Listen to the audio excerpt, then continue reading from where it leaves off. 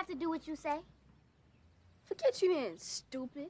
You stupid, and your dad plays for the worst team in the NBA. What? Last time they won, Dr. J was a nurse. Shut up.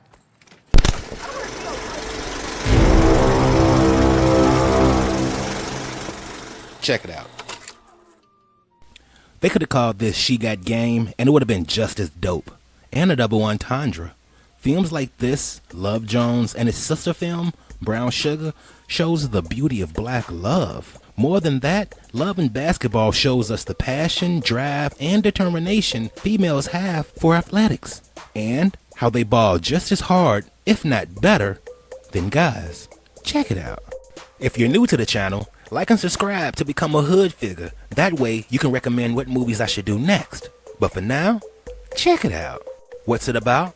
This is a love story about the pressures of being an athlete, equally in love with your sport and your partner, going through the usual breakup to make up cycles of relationships with basketball as a backdrop, and about how the very thing that drives you together can cause you to grow apart. Check it out. Characters. Monica Wright wanted to be the first female to play in the NBA. As a kid, she was your typical tomboy, tough, determined, and ambitious. As a teenager, that dream remained. Athletically dominant, but off the court, she's not as comfortable, especially in heels. She's her mother's baby girl that's smart, but no Susie homemaker. Monica's contradiction is her physical arrogance is coupled with the inability to communicate. Quincy McCall? Hey, anybody else just called him Q from Juice? Nah, just me? Anyway, Quincy McCall is a hotshot prodigy who learned the game of life from his dad, a former pro bowler. Quincy fashions his game after his father just as much as Monica mimics Julius Erving, Dr. J. Athletically, Quincy is dynamic and charming, but his tunnel vision is the cause of his selfishness. Camille Wright is like the movie Six Man. Camille is Monica's mom and the force behind what drives Monica. Camille, like her daughter, had plans and dreams, but when she got pregnant with her first daughter, she decided to step up and be what her team/family needed. KD would call her the real MVP. Zeke McCall. That's Quincy's pop, and he's what Camille is to Monica, minus the disappointment. Ultimately, Zeke was a player that played his family for selfish reasons. Zeke as a dad was exceptional, but as a husband, awful. What's sad about him was Zeke was a winner until we found out he cheated.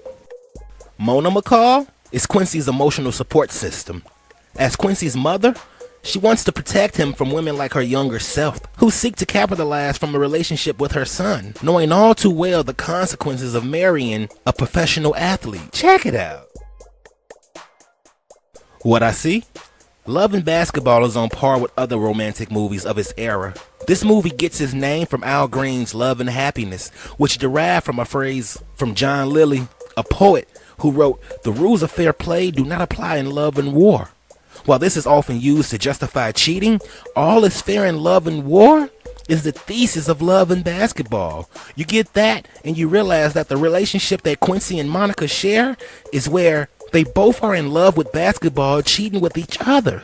The sport itself is like a character or a person they love. Off back, when we meet Quincy and Monica, he's quick to show her how much he loves the sport or how much he loves the game more than she does. I would argue that Monica loved the game of basketball more than Quincy. For him, it was an opportunity at fame and fortune. To her, it was how she showed her strength, drive, and dominance. Nonetheless, Quincy goes hard to be just like his dad, and Monica goes just as hard so she won't end up like her mom's. But we'll get back to that. Hold up. This film confronts several issues women face in sports, such as gender inequality, how if they display passion or feeling, they're labeled as emotional, or sometimes they have to choose between sports and starting a family. Not to mention the loneliness and lack of major attention compared to men's sport.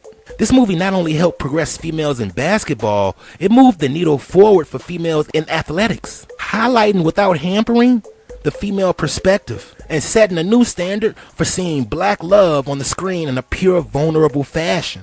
If we're being honest, I've heard about the complications of Quincy, so let's talk about it. Some feel that Quincy was a bad boyfriend. I'm not here to argue that, but I will share some details we may have missed about his character. The way Quincy values women comes from his dad, Zeke, who himself doesn't fully appreciate his wife Mona, Quincy's mom's, because she initially was one of those women she warned her son about. Real would recognize real, right? Just so we clear, I also think Quincy was being selfish as well. However, I understand from his perspective because his whole life he imagined the ending that we saw, but vice versa, with Monica cheering him on. So from his perspective, to him, it made sense for Monica to have stayed and been supportive. Then again, Quincy dumped Monica because what his father said about the mess you deal with being a lottery ticket for floozies. Maybe breaking it off could have been so she wouldn't feel the pain his mother did. And to be fair, I think some of Monica's personal struggles got overlooked as well. I mean, just as much as Quincy adored and wanted to be like his father, Monica too just wanted the approval of her mother. Her rebelling from her mom's prissy submissive nature was because Monica viewed catering to a man as her mother did as a symbol of weakness, when in reality, Monica Moms was just taking the charge. We'll cover that more in the lessons.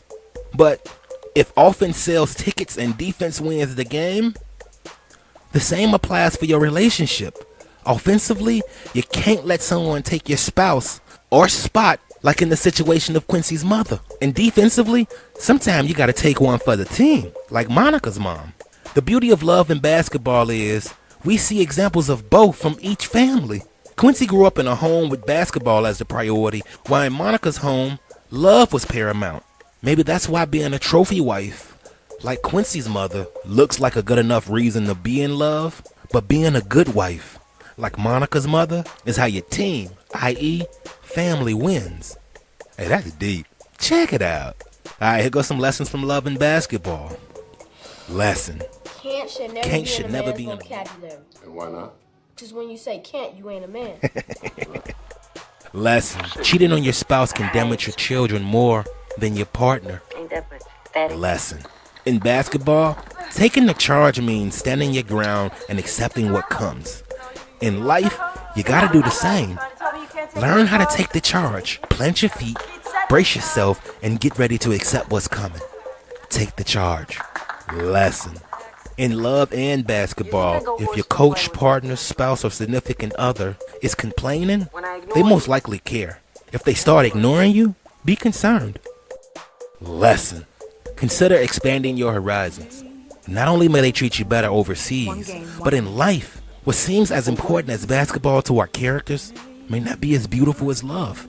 Check it out. When you see it, this movie is broken up into quarters instead of your typical 3-act structure. So let's break down each like it's game footage. The game starts in the Baldwin Hills of LA in 1981. Quincy is our slight antagonist in disbelief of the new girl on the block. What feels good to see from our competitors is that they both have great coaching staffs and supportive facilities, meaning Monica and Quincy both have full functional parents, not only present, but also in love during their youth. Both kids are evenly yoked, coming from upper middle class standards. Monica may have the edge though, being what we used to call a tomboy, despite matriarchal appeals to have had her conform to more stereotypical feminine standards. This quarter introduces fans and audience members quickly to the puppy love tug-of-war pattern of Monica and Quincy.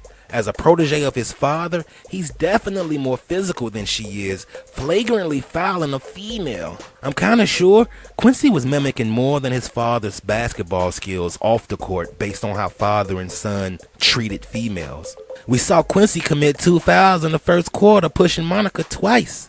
Was this from his dad possibly being misogynistic and abusive too?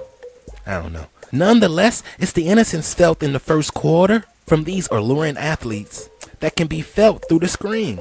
Like when Quincy shares frosting with Monica the same way as he witnessed his parents when reminiscing about how they met. In the first quarter, Quincy and Monica became a couple, getting both of them their first kiss, with that literally going downhill with an immediate breakup. In this quarter, what Monica has done is etched her toughness in us, showing an uncanny resilience. As a result of her proudness, Monica's mom's only concern with her daughter being a tomboy is it could have the opposite effects of attracting males and fitting in with females, with the overture of, if you mess up your skin, who gonna like you then?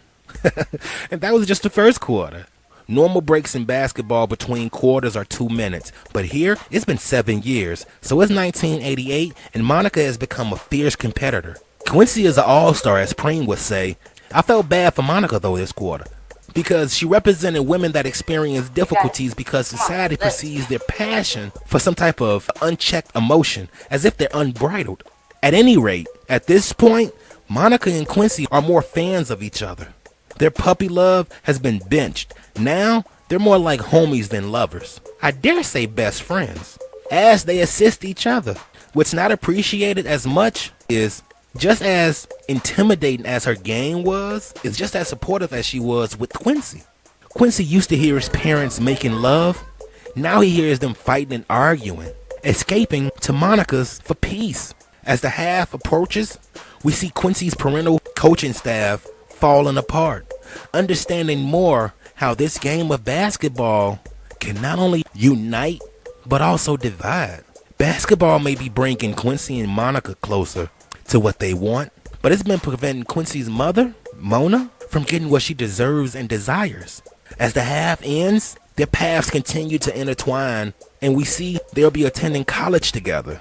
These two are what seems like a perfect match for one another, ending high school with the scoreboard basically tied, having them hand in hand. Halftime solidified the relationship status of Monica and Quincy. Just to recap, we went from them being 11 years old to them being young adults at 18. During this time, we finally got to see Mona, Monica's mom, enjoy seeing her daughter in pearls. As the second half settles in, the third quarter has started just a couple months after halftime. It's 1988, going on 89. This quarter really took a toll on its stars, starting with the dissolving confidence and trust Quincy had in his head coach, father. This almost crippled his son's focus and jeopardized Quincy's love of the game. Monica too faced adversity as she tried to maintain control of her passion and drive.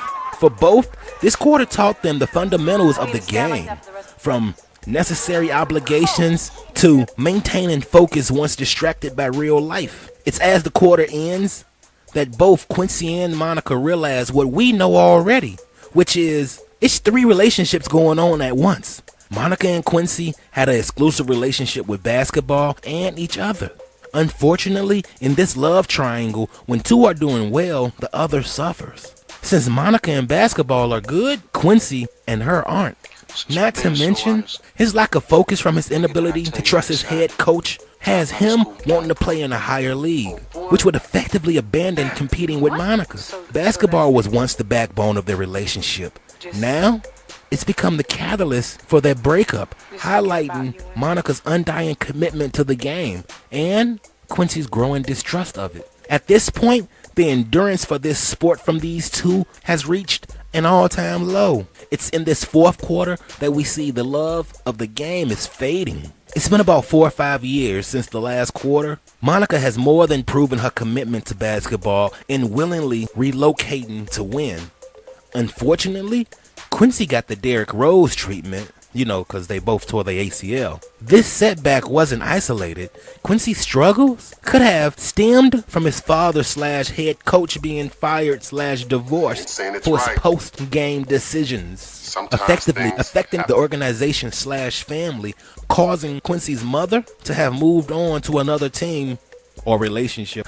I'm starting to lose it with these sports analogies, but throughout the third quarter, Monica controlled her lead over Quincy, not letting up in the fourth until it became not fun for her as it did with Quincy. It's not until the last 2 weeks of the fourth quarter that the game gets close again. This was due to some last-minute coaching from Monica's moms on not giving up.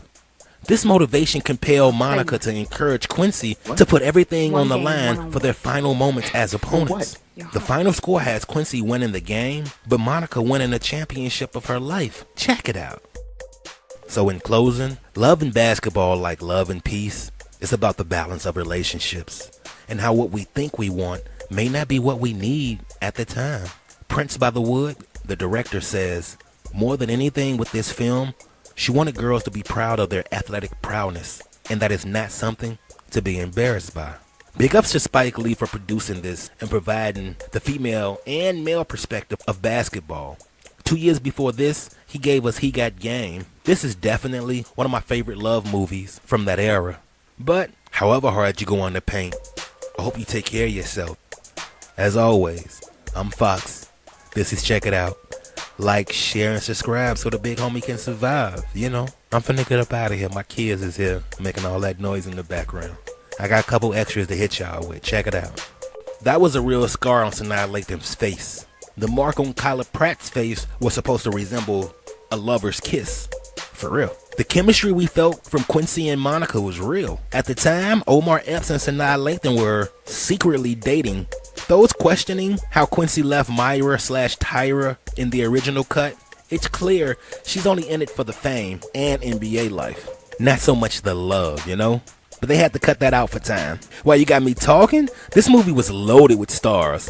From Kyla Pratt, Regina Hall, Boris Kojo, GMA's Robin Roberts. They even had Shar Jackson in here from Moesha.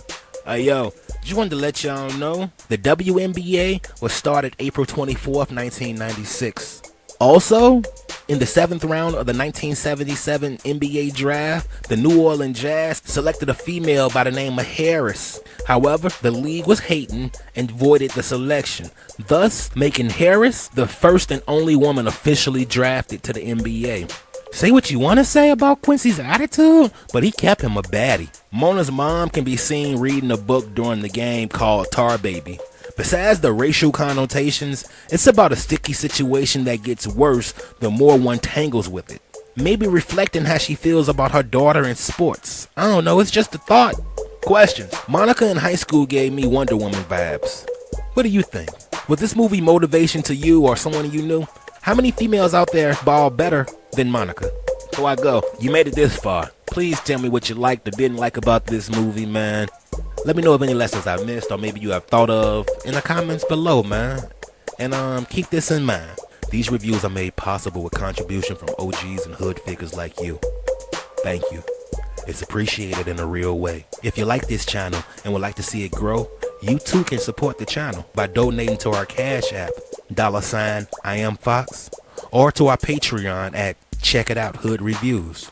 For real, fam. Thanks. I'm out. Y'all be cool, man. Be safe. Mask up.